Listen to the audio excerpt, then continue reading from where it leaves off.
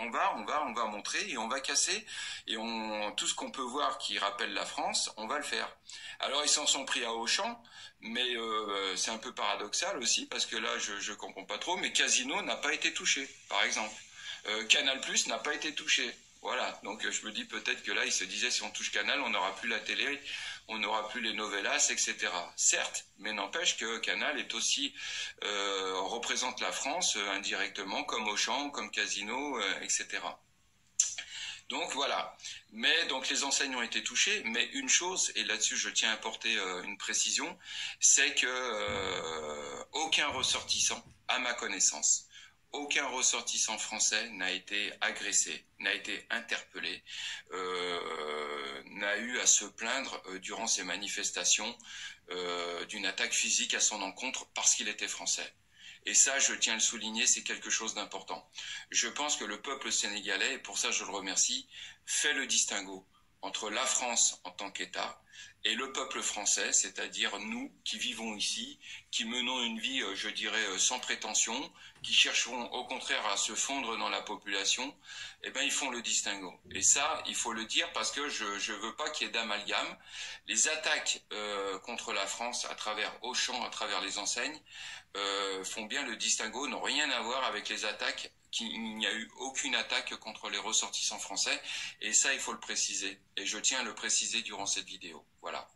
Il y a une colère contre la France, ça c'est clair, même pour certains, même je dirais presque une haine à l'égard de l'État français, mais c'est pas pour autant que quand ils voient un Français dans la rue, ils vont vers lui pour l'attaquer, l'agresser, etc. D'accord? Donc ça, je tenais à le dire. C'est pour ça que ma vidéo, je veux que ça soit une vidéo d'apaisement. Ce que nous avons traversé ces derniers jours, il y a des raisons qui ont poussé à ça.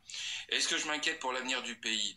Moi qui vis ici depuis 17 ans, je suis optimiste. Je pense que effectivement, le Sénégal arrive à une charnière de son existence où il va falloir que il y ait une remise en question dans sa vie démocratique, mais ça c'est à lui, ça lui appartient seul, et en aucun cas moi qui suis un immigré français n'ai mon avis ou n'ai une opinion à donner là-dessus, c'est eux seuls, le peuple sénégalais souverain, et nous en même temps en tant que Français et la France, nous sommes interpellés également, et je pense que nous devons nous remettre en question. Et il va falloir qu'on revoie complètement notre politique africaine. Il va falloir que nous revoyions totalement nos rapports avec les pays africains francophones. J'ai déjà eu l'occasion d'en parler dans mes vidéos. Vous connaissez mes points de vue. Il est clair que le franc CFA, il faut arrêter, il faut en sortir. Et c'est pas cette réforme qu'on nous a pondue il y a quelques mois avec l'écho, qui d'ailleurs ne fonctionne pas, puisque c'était censé se mettre en place le 1er janvier 2021. Ce n'est pas le cas, ça n'a pas été fait. Il faut changer de fond en comble notre rapport avec l'Afrique. Et ça, moi, je me dis que ces émeutes, cette insurrection citoyenne qu'il y a eu ces derniers jours, nous interpelle, et il va falloir qu'on revoie ça de notre côté. Alors peut-être qu'il y en a qui sont contre, qui vont dire « Mais non, Franz, arrête, le franc CFA apporte la stabilité, etc. » Oui, j'en sais rien, moi je ne suis pas un spécialiste de la finance, mais moi je m'attaque au symbole, à l'essentiel. Comment on peut continuer à faire dire comment peut-on continuer à une jeunesse à leur dire utilisez cette monnaie qui s'appelle le franc CFA, qui nous rappelle l'époque coloniale, dites-vous qu'elle vous apporte la stabilité, etc. Ils en ont rien à foutre de ça. Je vous le dis honnêtement, ils en ont rien à foutre. Ce qu'ils veulent, c'est quoi? Ils veulent une monnaie qui soit conforme à leur identité africaine. Ils veulent avoir la maîtrise et la gestion de leur économie dans leur pays. Ils veulent être capables de, je dirais, d'avoir la liberté de nouer des accords commerciaux avec n'importe quel pays qui leur semble, je dirais, susceptible de leur apporter quelque chose de positif. C'est ça que réclame le peuple sénégalais. C'est ça. Ni plus ni moins. Et nous, de notre côté, nous devons être capables d'entendre ce message. Moi, ici, je l'entends, ce message, et je le comprends. C'est pour ça que je me présente aux élections consulaires à mon humble échelle pour être conseiller des Français de l'étranger, parce que je me dis, il faut qu'on transmette un message à nos autorités politiques en France, à nos autorités consulaires, en disant, on ne peut plus continuer comme ça. Notre politique africaine, à l'heure d'aujourd'hui, n'est plus viable. Elle appartient à une ancienne époque et il va falloir changer tout ça, il va falloir révolutionner notre approche, notre politique africaine. Voilà ce que je voulais vous dire dans cette vidéo. J'espère qu'elle reste concise, qu'elle reste claire. Une dernière chose aussi, il faut savoir que... Bon, alors je vais m'arrêter là. Vous pouvez retrouver, hein, excusez-moi, parce que c'est vrai qu'il y a des frères qui me reprochent souvent, me disent, mais tu mets pas les liens et tout. Je suis pas doué là-dessus. Voilà, excusez-moi. Aujourd'hui, nous sommes le 30 mars 2021. C'est un bonheur, évidemment. Et j'ai la pêche, je ne peux pas imaginer. Vous savez pourquoi? Parce que j'ai la pêche parce que j'aime trop la vérité. Et ce monsieur, la vérité sort de sa bouche. Et comme je dis, moi, ma religion, c'est la vérité et la justice. Voyez-vous? Donc, panafricain convaincu, je le suis. Djoubian, c'est mon surnom sur le net. Et pour moi, ça me galvanise, ça, parce qu'au fond, ça fait des années, j'allais dire, hein, puisque je suis dans la 4e année pour faire la vidéo. Eh bien, j'interpelle les Français qui vivent en Afrique, très souvent dans mes vidéos, quand on parle du sentiment anti-français. C'est ça mon problème. Quand on parle du sentiment anti-français, je dis, mais pourquoi ils ne parlent pas, eux, qui vivent là-bas, qui vivent en Côte d'Ivoire, qui vivent au Sénégal, qui vivent au Bénin, qui vivent au Togo, qui vivent au Gabon, qui vivent au Congo, les deux Congos, Brazzaville et puis Kinshasa, hein, RDC, qui vivent au Tchad, qui vivent au Niger, qui vivent au Burkina Faso, qui vivent, que dis-je encore, que j'oublie pas les noms là, au Ghana même, voilà, les pays anglophones. Les Français sont partout d'ailleurs, principalement les pays francophones, évidemment. Donc ce que je veux dire, c'est que ces Français-là, de la diaspora, qui vivent là-bas, mais quand on entend Macron dire sentiment anti-français, il faut qu'il fasse comme ce monsieur. Et donc je lui rends hommage à ce monsieur. Parce que lui, il vit au Sénégal depuis un certain nombre d'années, et il fait des vidéos. Alors ça fait la 3e ou 4e vidéo que je regarde de lui, parce que moi je suis attentif quand j'ai le temps, évidemment. Sachez bien que je rêve d'avoir le temps de faire ce que je fais là, parce que ça c'est un plaisir, vous voyez. Alors que bon, il faut bien manger, donc il faut payer ses factures, donc je vais aller au boulot tout à l'heure là, voilà.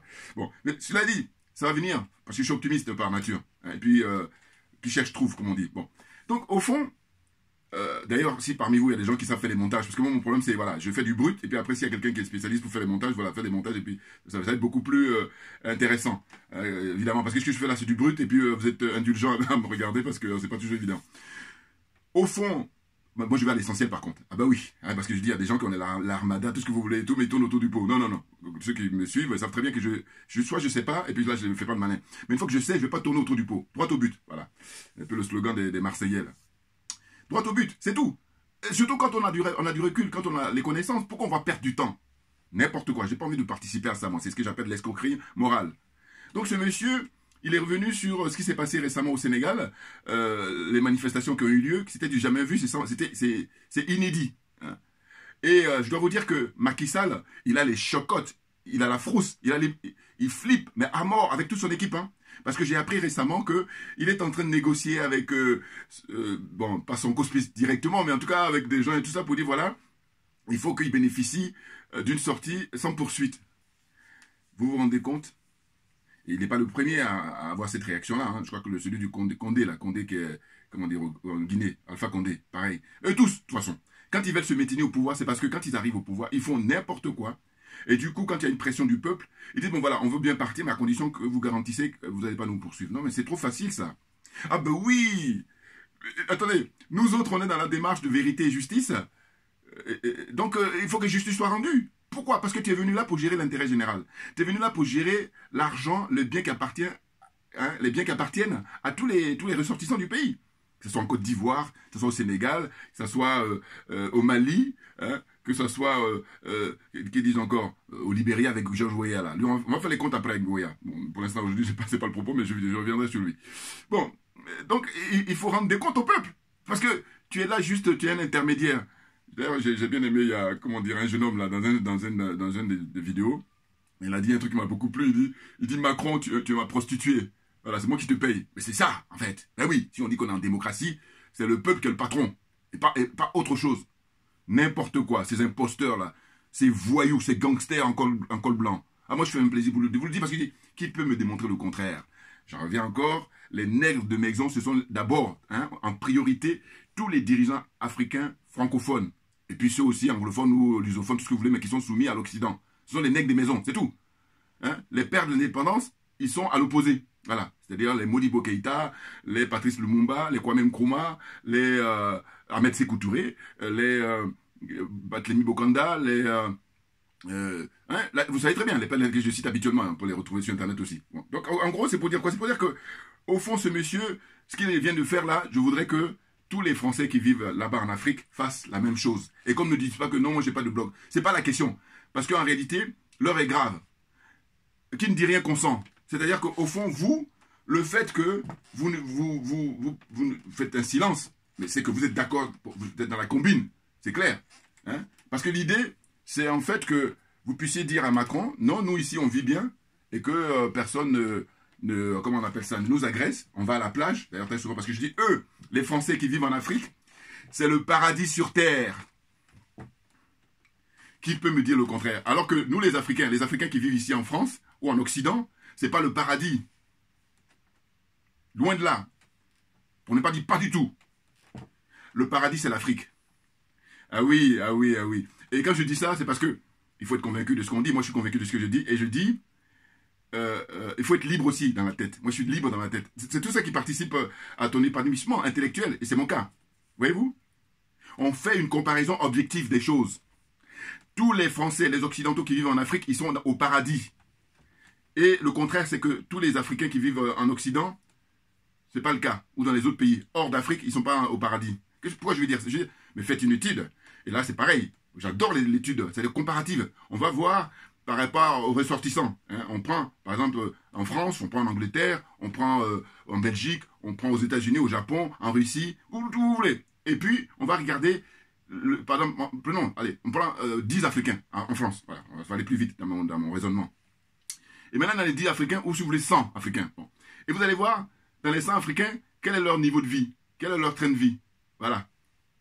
Donc, c'est pour ça que je dis, les Français là-bas, par contre, quand vous allez faire le comparatif, vous allez voir que sur 100 Français qui vivent en Afrique, mais il n'y a pas photo. Surtout quand vous faites... Alors, faites toujours la moyenne par rapport au niveau de vie du pays, hein, évidemment. Ah bah oui, parce que le niveau de vie au Japon, c'est pas le même que le niveau de vie en France, ou en Belgique, ou en Russie, ou en Biélorussie, ou en Chine, ou ainsi de suite. Vous voyez ce que je veux dire? Donc voilà, tout est relatif. Voilà. Donc, par rapport au pays où tu vis, quel est le niveau de vie de la moyenne? Voilà. Donc, quand on sait que là-bas, on est dans le CFA, et le monsieur, il parle du CFA, là, c'est pour ça que c'est un bonheur. Parce que je suis tombé dessus par hasard, hein. C'est pour ça que je remercie encore une fois, à nouveau, ceux qui ont inventé Internet. Parce que s'il n'y a pas Internet, comment voulez-vous que je tombe sur ce truc-là? Hein? C'est une mine d'or, parce qu'on est dans une démarche de sensibiliser la population, hein, de, comment dire, informer les gens, hein, que ça soit le plus démocratique possible, parce que les escrocs, eux, ils fonctionnent dans l'obscurité, eux, ils fonctionnent dans le mensonge, eux, ils fonctionnent dans la propagande pour vous embrouiller, pour vous endormir, pour vous détourner de la vérité, de la réalité. N'importe quoi. Moi, je dis, je refuse d'insulter l'intelligence de mon prochain. Voilà. Parce que je dis, dans ce cas-là, allez faire un business privé. En ce cas, en général, on peut être intelligent quand il s'agit d'un business privé. On peut, je dis bien, hein. Sachant en plus qu'on vit en société. Donc à un moment donné, même si c'est un business privé, tu es amené quand même à participer, ne serait-ce que par la cotisation, j'allais dire, l'impôt, par exemple. Hein, bon. Entre autres. Bon. Donc au fond, ce monsieur, il assure. Voilà. Et lui, vous voyez, moi ce qui me fait mal au cœur, c'est que souvent il y a des gens qui touchent des salaires alors qu'ils ne méritent pas. Or lui, ne serait-ce que la vidéo qu'il vient de faire, mais il faut le mettre dans le bureau de Jean-Yves Le Drian, là-bas, il faut mettre Macron lui-même à l'Élysée, là. Il faut lui mettre cette vidéo-là. Voilà, regardez ça. Qu'est-ce qu'il y a encore? Ceux qui tiennent ce pouvoir-là. Alors que, bon, eux, ce sont des exécutants, hein, on est d'accord. Jean-Yves Le Drian, encore moins, et M. Macron, ce sont des exécutants. Il y a des gens beaucoup plus puissants, dans les des idées, qui tiennent les ficelles ici. Les Attali, là. Alain Menck. Je vous donne quelques noms comme ça. Hein. Bon, ça, c'est ma qualité de spécialiste de la France. Donc, je vous dis, très franchement, à mon petit niveau, quand je dis petit niveau, c'est que... je rêve qu'on ait un débat, ça viendra évidemment, mais je veux dire que ceux qui font le malin, je ne supporte pas que tu fasses le malin. Quand tu ne connais pas, hein, donne aux frères qui connaissent.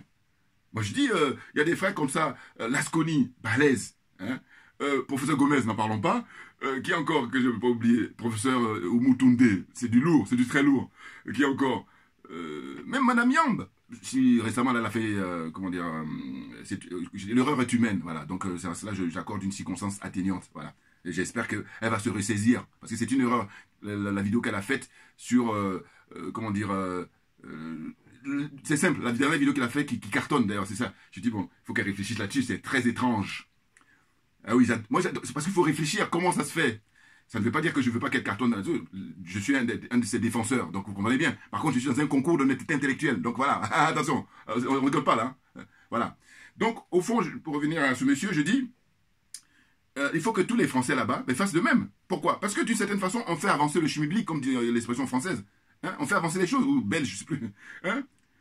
Parce que ceux qui ne disent rien, mais vous êtes contents de ce qu'on vit, de statu quo. C'est-à-dire que les Africains doivent être tous les derniers. Hein? L'Afrique, c'est le grenier, on vient se servir. Mais à la limite, c'est même pas tellement ça, le fait qu'ils se servent. C'est pas ça que... Moi, mon problème avec eux, c'est le fait que, bon, ils se servent, mais je veux dire le pompon, c'est-à-dire le top des tops, au point de vue, on est des êtres humains, on mérite la dignité, eh bien, c'est le mépris qu'ils ont vis-à-vis de l'Africain. Je ne comprends pas, je dis tout le monde doit rentrer en psychiatrie, parce qu'il y a un problème. Comment, celui grâce à qui tu as ton oxygène, tu arrives à manger, à respirer, ton bien-être et tout ça, mais pourquoi tu le méprises? Alors, quand je dis ça, je sais très bien, mais je veux dire que là aussi, pareil, c'est pour qu'on travaille là-dessus. Parce que ce monsieur-là, quand il fait cette vidéo, ça participe justement à faire avancer les choses. C'est ça qui m'intéresse. Moi, à mon niveau. Donc, chacun doit faire à son niveau, suivant tes capacités intrinsèques, c'est-à-dire naturelles. Voilà. Et puis, la jalousie, oubliée, parce que ça ne nous fait pas avancer. Parce que chacun de nous a une énergie, et du coup, c'est ce que j'appelle le génie. Ce monsieur, l'énergie qu'il a, je ne l'ai pas, et vice-versa. Et puis vous, pareil, l'énergie que vous avez, je ne l'ai pas, et vice-versa. Mais par contre, ce qui est intéressant, c'est si on dit qu'on agit pour l'intérêt général, il faut accepter la contribution des uns et des autres, et puis vérifier pour dire, bon, est-ce que ce que tu dis, ça tient la route? Est-ce que ce que tu dis, c'est au bénéfice du plus grand nombre? C'est ça dont il s'agit. Mais oui, bien entendu. Voyez-vous? Donc, là, il dit même, il y a des gens qu'il connaît, hein, des amis à lui, qui lui disent, mais non, laisse tomber. Mais ceux qui disent ça, parce que eux, ils sont tellement contents, parce que je vous dis, là, on est en train de jouer, enfin, on ne joue pas, hein, là, on est en train comment dire, contribuer à un changement de paradigme. Et maintenant, la question que je me pose, que je me poserai toujours, c'est de dire, est-ce que vous croyez que la France peut vivre sans l'Afrique? Question. Non. La France ne peut pas vivre sans l'Afrique. Mais là aussi, pareil, c'est un travail énorme. C'est pour ça qu'on parle de changement de paradigme. En revanche, l'Afrique peut vivre en autarcie. C'est le seul continent au monde qui peut vivre en autarcie. C'est-à-dire qu'ils vivent entre... voilà. Et ceux qui sont des intellectuels, qui ont fait des doctorats, qui font tout ce que vous voulez, ils font le malin du baratin en disant que oui, on a besoin de globalité. De quelle globalité? C'est quoi? On a tout...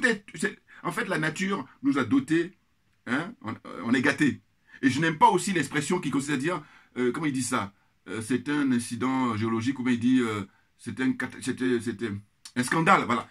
Il y a des intellectuels français qui disent ça, bon, ils sont jaloux. Et puis voilà, je veux dire, ils ont les boules, là. Et puis les occidentaux en général aussi. Hein. Les Antoine Glaser, les Vincent Hugues, la liste est longue, hein. Ils sont très nombreux là, les négrophobes là, qui disent qu'ils sont sur la spécialité de l'Afrique. Hein. Eh bien, eux ils vont dire c'est un scandale géologique, c'est-à-dire le fait qu'on retrouve le pétrole, le fait en abondance, le fait qu'on retrouve l'uranium en abondance, en Afrique, hein, toujours en Afrique, hein, évidemment. Qu'est-ce qu'il y a encore? L'or, hein, au Mali. Hein, je crois troisième producteur au monde, je crois, si je ne me trompe pas. Bon, il y a tout, il y a tout. Et du coup, moi, ça me met hors de moi quand j'entends qu'on dit oui, scandale géologique. Mais de quoi c'est un scandale? Quand on trouve le pétrole sur la mer du Nord, là-bas pour le Danemark, c'est pas un scandale. Non, mais vous voyez, c'est là où je dis, tu as beau être beauté du diplôme, mais par contre, je te bats par rapport à mon honnêteté intellectuelle. Parce que vous êtes malhonnête. Et donc, quand tu as beaucoup de bagages et puis tu es honnête intellectuellement, moi je dis, je suis fair play, total respect. Voilà. Ah ben oui, tu as beaucoup de diplômes, tu as beaucoup de connaissances et puis tu es honnête intellectuellement, je dis total respect. D'ailleurs, je dis, je m'écarte. Je dis, vas-y, je te donne le plateau, vas-y, parle, parce que tu as besoin de nous éclairer. C'est de ça dont il s'agit. Il faut nous éclairer et non pas nous mettre dans l'obscurité.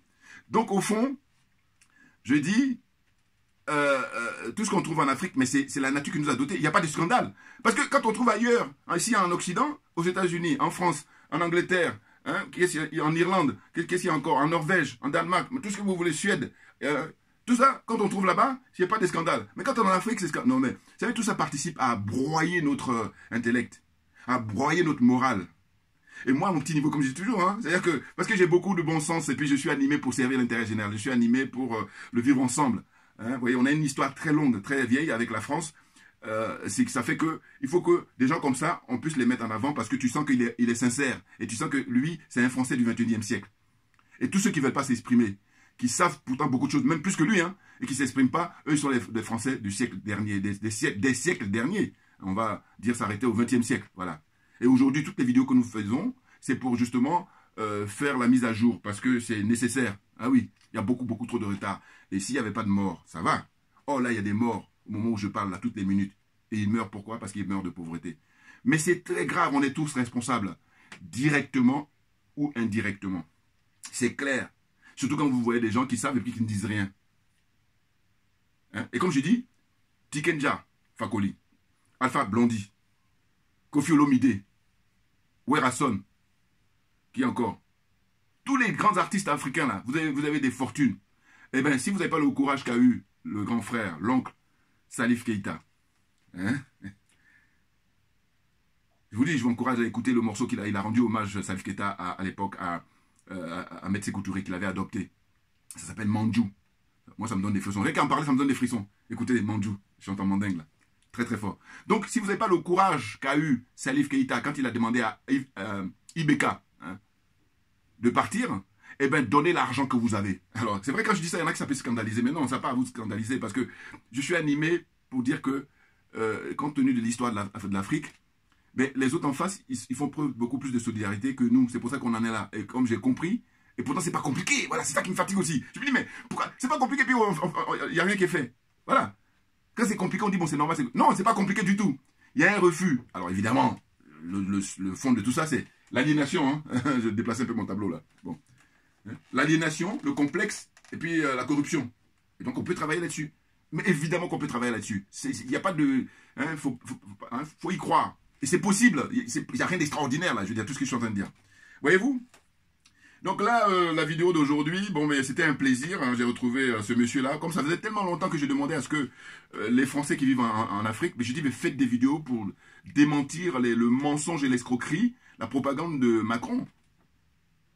Parce que c'est vrai que, comme dirait l'autre, ils utilisent le terme de la théorie du ruissellement. C'est-à-dire qu'en fait, ceux qui ont beaucoup d'argent, eh ben, cet argent-là, eh ben, ça réjaillit un peu, alors que c'est pas toujours vrai. Pour ne même pas dire que c'est pas vrai du tout. Parce qu'on est dans le pays où, écoutez, je crois que si on fait là aussi pareil une étude, on va voir que la France est le pays où il y a beaucoup d'associations qui militent pour donner à manger aux gens, donner aux gens à s'habiller. On est en plein paradoxe. C'est pour ça que je dis que faut faire le changement de paradigme et que ceux qui prétendent être des intellectuels, aussi bien du côté français que du côté africain, mais regardez mes vidéos et puis réfléchissez là-dessus. Ah oui, là j'ai la prétention. Là, parce que je dis, je suis désolé. Montrez. Pourquoi? Parce que en réalité, pourtant c'est des exemples simples. Hein. Je dis, mais comment ça se fait que ce pays pille l'Afrique depuis toujours? Et puis il y a des gens qui dorment dans le métro. Et puis, qu'est-ce qu'il y a encore? Des gens qui travaillent même, qui dorment dans leur voiture parce qu'ils n'ont pas... Donc on est en pleine escroquerie, mais qui est tellement flagrante. Et puis, qu'est-ce qu'il a dit encore pour ne pas oublier, là, comme je parle comme ça, libre? C'est que, voilà, j'ai posé la question de dire, est-ce que la France peut vivre sans l'Afrique? C'est pas possible. Parce que les intellectuels français, ceux qui font les lois, ceux qui, comment dire, de par leur travail, hein, de par leur intellect, font que ce pays existe, hein, pour piller l'Afrique, ben ils sont pas prêts. Parce qu'ils adhèrent à la franc-maçonnerie, mais pas seulement à la franc-maçonnerie. Il y a d'autres trucs aussi. Mais si vous voulez, d'autres obédiences. Mais moi, il y a des amis avec qui je discute, je dis, oui, mais toi, tu t'adaptes sur la franc-maçonnerie. Alors que je dis, mais écoutez, moi, je suis quelqu'un de cohérent. Je vais en finir avec la franc-maçonnerie et puis j'attaque les autres. Sinon, je dis que, sinon, on s'y perd. Moi, j'ai pas envie de m'y perdre. Parce que je dis, ceux qui disent ça, ça veut dire quoi? Ça veut dire que, bon, comme on m'a dit qu'il n'y a pas que la franc-maçonnerie, donc non.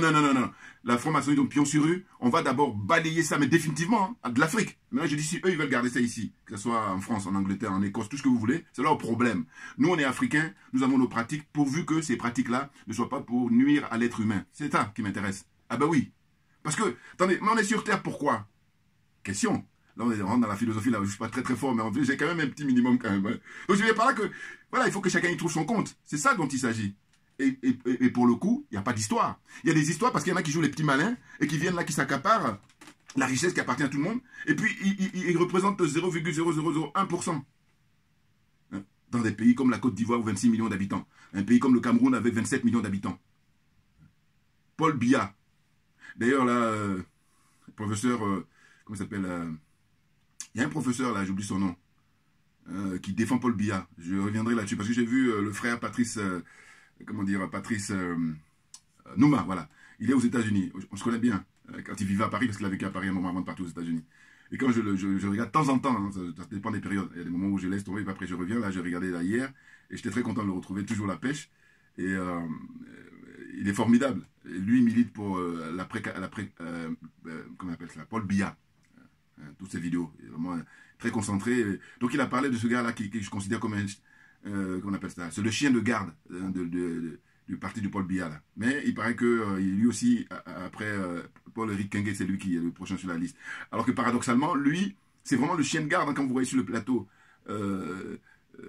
comment on appelle ça, les plateaux de télé là-bas au Cameroun, mais lui il défend Paul Biya, mais Paul Biya c'est Dieu sur terre, voilà. Donc c'est pour ça que j'étais un peu surpris quand même que Patrice Nouma le défende, parce qu'il dit, bon, il le connaît très très bien et tout, mais je dis, mais non, mais d'accord, c'est vrai comme tu dis, parce qu'il dit qu'il est passionné dans ce qu'il fait et tout, mais là, si, lui il est frustré en réalité. C'est Niamsi, professeur Niamsi, c'est pas Niamsi lui il est ici à Paris, dans le nord, à Rouen, la défenseur de Guillaume Soro. Non, c'est un autre professeur, il est gros comme ça, et puis voilà. Mais je reviendrai, alors, je fais ma parenthèse rapidement. Donc, ce que je veux dire, c'est que la vidéo d'aujourd'hui, c'est pour dire à tous les Français qui vivent en Afrique, faites des vidéos en permanence pour dire qu'il n'y a pas un sentiment anti-français. Et vous faites ça, vous faites avancer les choses. Or, le fait de vous plonger dans le mutisme, eh bien, vous participez, tout comme Macron, à faire de la propagande, à faire de l'escroquerie, à mentir aux gens. Hein. Parce que sa vidéo, elle est claire, ses propos sont limpides. Il dit, écoutez, ils ne s'en prennent pas à nous, et fort heureusement, parce que, voilà, ils n'ont pas affaire à nous, ce qui les intéresse, c'est les institutions. Hein, on brûle Auchan, sur 14 magasins, je crois qu'il y a 10 magasins qui ont brûlé. Il dit par contre, ce qui est paradoxal, c'est qu'ils n'ont pas touché à Canal+. Bon, là, c'est anecdotique. C'est vrai ce qu'il dit aussi, parce que c'est vrai ça montre qu'ils ne sont pas idiots. Hein. Bon, voilà. Bon, c'est malheureux aussi, parce qu'il faut brûler Canal+, tout ça aussi. Je suis désolé. Pourquoi? Mais parce que Bolloré, qu'est-ce qu'il fait? Bah, il pille l'Afrique. Et puis en plus, je vais vous dire, moi, la colère vis-à-vis des Français, c'est le fait que je dis, mais c'est grâce à l'Afrique qu'ils existent, qu'ils ont leur niveau de vie là, qu'ils arrivent à faire le concours international avec les autres pays. Mais ils nous méprisent. Je dis, mais il faut rentrer en psychiatrie. Pourquoi je dis ça? C'est que je dis, Bolloré, quand vous l'interrogez, il est dans l'interview, il dit que non, que l'Afrique ne représente pas... mais ça, c'est la tendance française, évidemment. Et c'est là que c'est ce que je condamne et ce que je combats tous les jours. Je dis, mais il faut dire la vérité. 80% de votre business, le bénéfice, ça vient de l'Afrique. Que ça soit Bolloré, avec ces trucs-là, hein, exploitation des ports et tout ça, et puis chemin de fer, tout ce que vous voulez. Et puis, qu'est-ce qu'il y a encore? Areva, qui est devenu Orano. Hein, 80-90% de vos business, des bénéfices, ça vient de l'Afrique. Qu'est-ce qu'il y a encore? Elf, qui est devenu Total.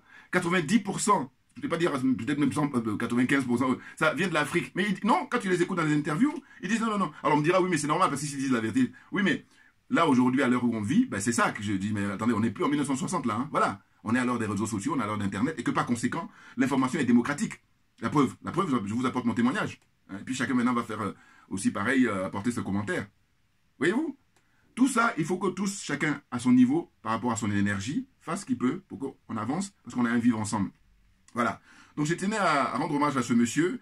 Et puis, bon, je dois vous dire qu'au début, quand je le voyais, j'étais un peu, voilà, parce que je suis toujours, moi c'est pareil, hein, je dis, bon, qu'est-ce qu'il va raconter? Quand je regardais ces vidéos il y a quelques temps déjà, parce que ça fait peut-être 2 ans maintenant que je le connais, et puis petit à petit, bon, je ne regarde pas tout le temps, hein, mais là, ce qui est génial avec Internet, c'est que comme ça, c'est venu de manière aléatoire, puis je tombe dessus, je dis, tiens.